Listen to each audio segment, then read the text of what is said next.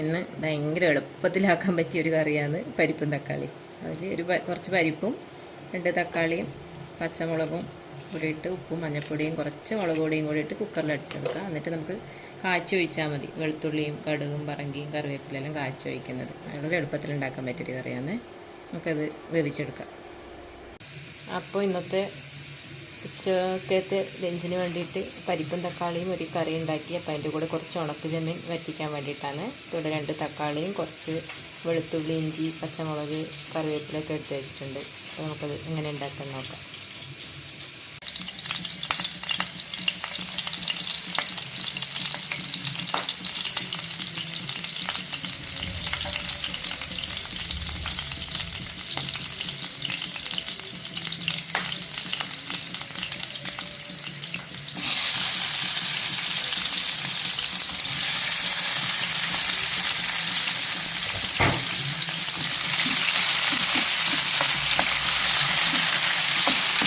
നമ്മൾ തക്കാളി സോഫ്റ്റായി വരുന്നതേ ഉള്ളൂ.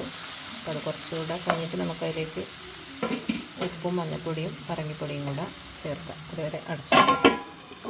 ആ സമയത്തിനുള്ളിൽ നമുക്ക് കുറച്ച് കയ്പക്ക കൊണ്ടാട്ടം വറുത്തെടുക്കാം. കയ്പക്ക ഇത് നമ്മുടെ പറമ്പിൽ തന്നെ ഉണ്ടായ കയ്പക്കയാണ്. അപ്പോൾ അത് കൊണ്ടാട്ടാക്കി വെച്ചതാണ്. അപ്പോൾ അതൊന്ന് നമുക്ക് വറുത്തെടുക്കാം.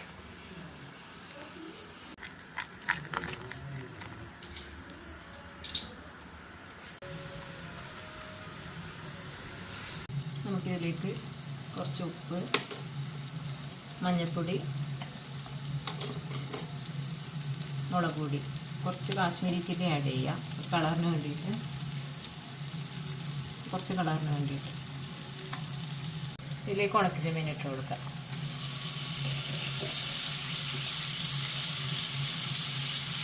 ഇത് കുറച്ച് എന്ത് വരുമ്പോഴത്തേക്ക് നമുക്ക് കുറച്ച് തേങ്ങ ചിരകിയതും കൂടെ ഇട്ടിട്ട് എടുക്കാം. ഇതിലേക്ക് നമുക്ക് തേങ്ങയും കൂടി ഇട്ടിട്ട് എല്ലാം ഒന്ന് മിക്സ് ചെയ്തിട്ടെടുക്കാം.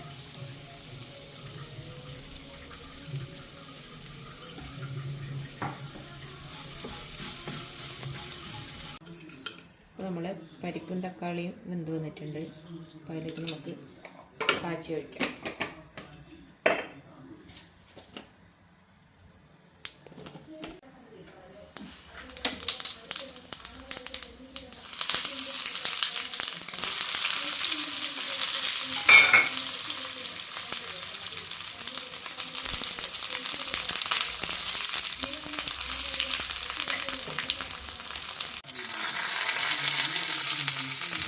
അപ്പോൾ ഇന്നത്തെ ചോറും കറിയും ഇതാണ്. ഭയങ്കര വളരെ ഈസി ആയിട്ട് സിമ്പിളായിട്ട് ഉണ്ടാക്കിയത്. അപ്പോൾ ഇത് നമ്മളെ ഉണക്ക ചെമ്മീൻ വറ്റിച്ചതും പരിപ്പും തക്കാളിയും ഒരു ചാറ് കറി, പിന്നെ നമ്മുടെ കയ്പക്ക കൊണ്ടാട്ടം.